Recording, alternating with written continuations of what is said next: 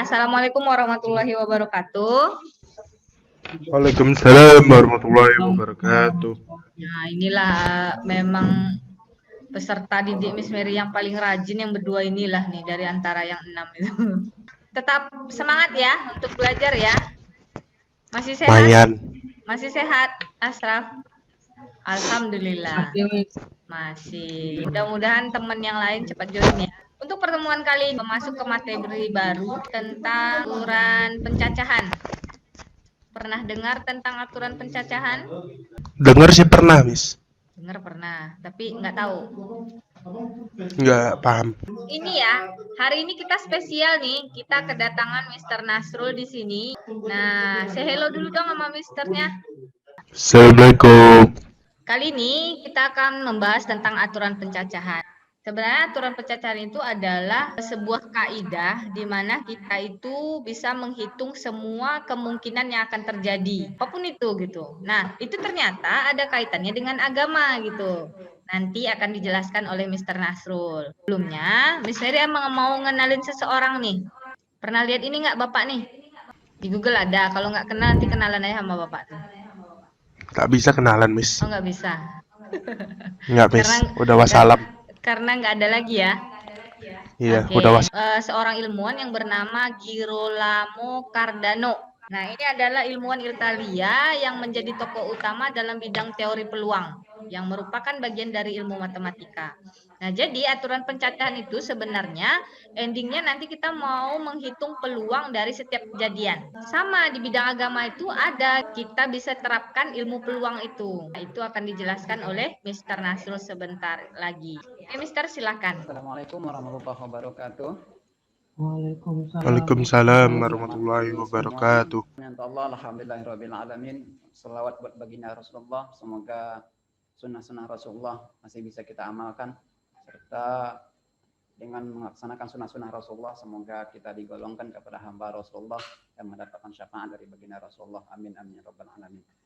Nah, anak-anak kami sedikit berbagi motivasi tentang memanfaatkan peluang. Di dalam kehidupan ini banyak orang berbicara, untuk apa bekerja? Bukankah takdir kita telah ditentukan sama Allah? Untuk apa memilih? Bukankah semuanya telah dipilih Allah? Kita hanya menjalani, cukup menjalani, toh pada hakikatnya kita akan berada kepada titik takdir kita sendiri. Nah, anak-anak kami yang kami muliakan, berbicara tentang bab takdir, para ulama telah mengelompokkan takdir itu kepada dua bagian. Yang pertama ada namanya takdir mubran. Apa itu takdir mubran? Takdir mubran adalah sebuah keadaan ataupun ketentuan yang Allah tetapkan buat kita, yang mana itu tidak bisa diganggu gugat. Seperti apa contohnya? Kita lahir di rahim siapa? Itu bukan pilihan kita. Kita bentuk tubuhnya lahir seperti bagaimana? Seperti apa dan bagaimana? Apakah sesar ataupun lahir dalam keadaan normal dan sebagainya? Bagaimana itu?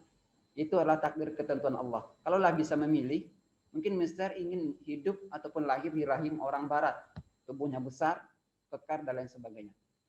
Tapi itulah nama kehidupan. Ada takdir itu yang ditetapkan langsung oleh Allah, yang mana manusia tidak memiliki hak untuk memilih serta berusaha, karena semuanya telah ditentukan Allah Subhanahu wa taala. Sebagai contoh yang telah Mister sampaikan tadi, itu di rahim siapa kita akan dilahirkan. Nah, yang kedua ada namanya takdir mu'allaq. Apa itu takdir mu'allaq? Takdir mu'allaq adalah takdir ketentuan hasil yang Allah beri kepada manusia, yang mana hasil itu Allah beri sesuai dengan usaha manusia itu sendiri. Nah, dari dua definisi takdir ini dapat kita paham, ada ketetapan-ketetapan yang Allah berikan kepada manusia, yang mana ketetapan itu Allah berikan berdasarkan ikhtiar manusia itu sendiri. Nah, oleh sebab itu dapat kita pahami juga bahwa manusia memiliki kewajiban untuk berusaha, untuk memilih, serta untuk membaca peluang. Pilihan apa yang mesti ia lakukan, apa risiko atas pilihan yang ia pilih, dan apa manfaat atas pilihan yang dia pilih. Sebuah ayat Allah katakan, A'udzubillahi minasyaitonirrajim, Bismillahirrahmanirrahim. Ya ayyuhalladzina amanu idza nudiya lis-shalat yaumil jum'ah. Ayat itu Allah perintahkan untuk melaksanakan ibadah Jumat. Di ujung ayat itu Allah katakan, idza nudiya lis-shalat yaumil jum'ah. setelah kita sholat, setelah potongan ayat itu mengatakan setelah kita sholat, pergilah kalian bertebaran di muka bumi ini. Untuk apa? Untuk berusaha untuk memilih. Artinya apa? Hidup itu bukan sekedar sholat tanpa berusaha. Hidup itu bukan sekedar usaha tanpa sholat. Ibadah dan kerja mesti diseimbangkan. Ada kalanya suatu pekerjaan itu merupakan suatu takdir mu'allaq untuk kita. Ada kalanya suatu pekerjaan itu merupakan takdir mubran untuk kita. Artinya apa? Manusia Allah berikan kewajiban untuk berusaha dan untuk memilih. Kita nggak tahu siapa jodoh kita nantinya ketika kita besar.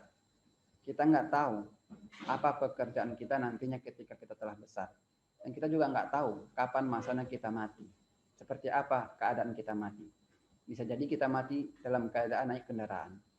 Bisa jadi kita mati dalam keadaan sholat bersujud kepada Allah. Dan lain sebagainya kemungkinan yang terjadi. Nah, kewajiban manusia adalah mencari kemungkinan terbaik untuk mendapatkan hasil yang terbaik. Makanya Allah perintahkan perbanyak amal, perbanyak sujud. Agar apa? Agar kita mati dalam keadaan beramal, agar kita mati dalam keadaan bersujud.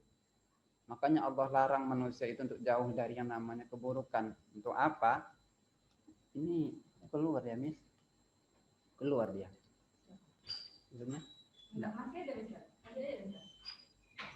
Untuk apa? Agar ketika kita mati, kita tidak dalam melaksanakan kemaksiatan itu. Artinya apa anak-anak kami? Artinya dalam kehidupan ini, takdir memang telah Allah tentukan. Tapi tidak semua takdir itu telah Allah tentukan. Ada kalanya takdir yang Allah tentukan itu berdasarkan ikhtiar kita. Seseorang yang diam di rumah, tak mungkin orang lain mengenal dirinya. Dan seseorang yang tidak bekerja, tak mungkin harta itu datang kepada dirinya. Makanya Imam Syafi'i pernah berbicara dengan Imam Malik. Tatkala Imam Syafi'i mengatakan takdir itu mesti dikejar. Manusia itu memiliki kewajiban untuk berusaha. Maka tatkala itulah Imam Syafi'i keluar mendapatkan seorang anggur. Lalu dibawa kepada Imam Malik. Dia berbicara, wahai Imam Malik, inilah yang namanya takdir. Yang mana mesti berusaha memilih, mencari dan menentukan apa yang mesti ia lakukan. Sedikit cerita itu sebetulnya Mister ingin memberikan motivasi untuk kalian. Kita tahu apa takdir mubran untuk kita dan apa takdir mu'allaq untuk kita. Tugas manusia berusaha mencari yang terbaik, pilih jalan yang terbaik, tentukan dan usahakan atas diri yang kita, serahkan semuanya hasil. Kenapa hakikat adalah kewajiban. Demikian, mohon maaf. Itu tadi penjelasan tentang peluang takdir kita. Berarti setiap manusia itu punya peluang untuk memilih takdirnya. Dan tentunya takdir yang bisa kita rubah itu tadi adalah takdir yang kedua, takdir mu'allaq ya. Takdir yang ditentukan berdasarkan ikhtiar manusia. Jadi ya tergantung kalian. Kalau kalian mau jadi orang sukses, ada di tangan kalian gitu. Tapi kalau kalian mau jadi orang biasa-biasa saja, ya itu juga ada di tangan kalian. Kira-kira ada pertanyaan nggak tentang takdir ini? Mumpung Mr. Nasrul masih di sini. Atau Rio, Dava, Farhan? Kalau jodoh maksudnya takdir mubran, Mister?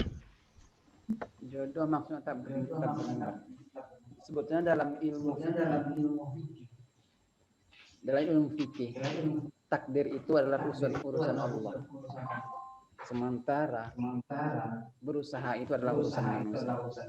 Maka betapa bodohnya kita mengurus urusan Allah, tidak mengurus urusan kita. Maksudnya apa?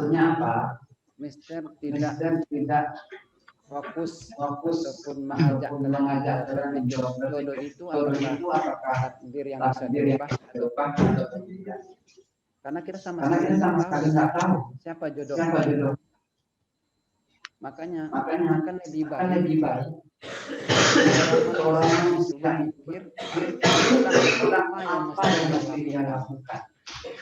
Ketika ia ingin mendapatkan jodoh yang baik, berikhtiar biarlah Allah dengan pekerjaan Anda dan kita kita membaca dan kita. Jangan pernah kita katakan Allah, mana takdir urusan Allah, tapi cukup kita laksanakan pekerjaan kita itu berusaha. Kita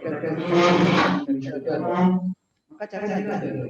Ketika kita ingin mencari jodoh yang baik, maka cari di masjid, di musola, di tempat-tempat ibadah.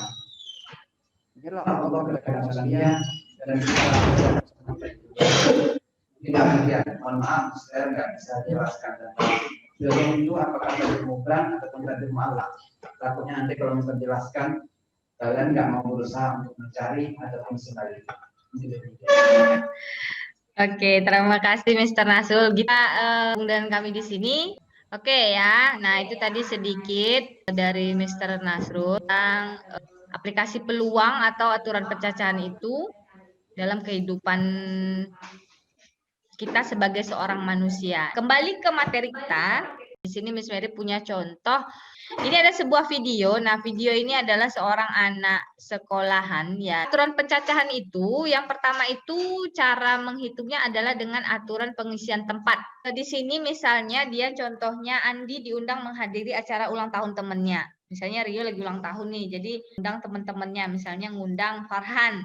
Farhan ini bingung, dia punya baju itu ada 3 warna, punya celana itu 2 warna. Yang ditanya berapa banyak cara si Farhan ini dapat memasang-masangkan baju dan celananya. Nah, tentunya kalau dihitung nggak secara aljabar ya, ini secara biasa aja gitu. Anggaplah di sini dia kemungkinan pakaian yang akan dipakai oleh, tadi misalnya ambilnya Farhan ya, di sini Andi nggak masalah, Farhan. Nah, itu celana sama baju. Celananya tadi dia punya berapa, Dava? 2, Miss. Punya 2 ya, warnanya hitam sama biru. Nah, ya udah kita pasang-pasangin aja. Untuk hitam, ketika celana yang dipakainya itu hitam, tentu bajunya ada berapa warna pilihannya? Ada berapa, Farhan? Ada Farhan, 3, Miss. ada 3. Nah, berarti bisa pakai celana hitam, bajunya merah. Terus apalagi Farhan? Bisa pakai celana hitam, bajunya merah. Yang pertama, pilihan pertama. Yang kedua, celananya hitam, bajunya biru. Bajunya? Hah? Emang ada baju warna biru? Bajunya warna kuning. Nah, yang terakhir pilihannya ketika celananya hitam, bajunya ungu ya. Oke. Berarti yang biru. Kalau yang biru coba Asraf. Berarti pilihannya kalau celananya biru, bajunya Merah. kuning sama ungu. Berarti yang hitam itu dia berarti punya 3 pilihan dari yang celana hitam dan punya 3 pilihan untuk celana yang biru. Berarti semua kemungkinan itu ada berapa jadinya? Seberapa pasang dia bisa pakai baju dulu gitu? Pakaian. 6. Ada ada 6. Nah, inilah yang dikatakan dengan aturan pengisian 4. Nah, dari yang dijelaskan tadi, kira-kira apa yang bisa diambil tuh dari pelajaran kita hari ini? Rio? Takdir ada 2 macam. Takdir ada 2. Yang pertama takdir yang tidak bisa diubah, yang kedua bisa diubah dengan ikhtiar manusia. Takdir yang bisa diubah dan takdir yang tidak bisa diubah. Nah, itu kalau dari Farhan. Kalau dari Asraf, secara matematika gimana? Apa kesimpulannya? Kesimpulannya, Thank you Kak Yen. 6 pasang pakaian untuk pergi ke ulang tahun temannya. Jadi tadi siapa namanya? Si Farhan punya 6 pilihan pakaian yang bisa dipakai di ulang tahun temennya. Ketika kita banyak punya pilihan, ya, banyak punya pilihan, tentu banyak pula cara kita untuk berpakaian. Ya, misalnya nanti kita punya celananya 4, bajunya 10. Bisa berapa tuh pilihannya? Kalau tadi dia 2 sama 3, ada 6. Kalau dia ada 20 cara. 4 sama 10. 40. 4 sama 40 cara. Nah, ada 40 cara berpakaian yang bisa kita pakai. Jadi, untuk aturan pencacahan yang dengan pengisian tempat, cara menghitungnya adalah dengan Dikalikan aja sebetulnya. dikalikan saja. Oke, itu dia pelajaran kita hari ini ya. Mudah-mudahan bermanfaat. Dan kurang dari Miss Mary mohon maaf. Assalamualaikum warahmatullahi wabarakatuh. Tetap semangat ya. Waalaikumsalam warahmatullahi wabarakatuh. Oke, terima kasih.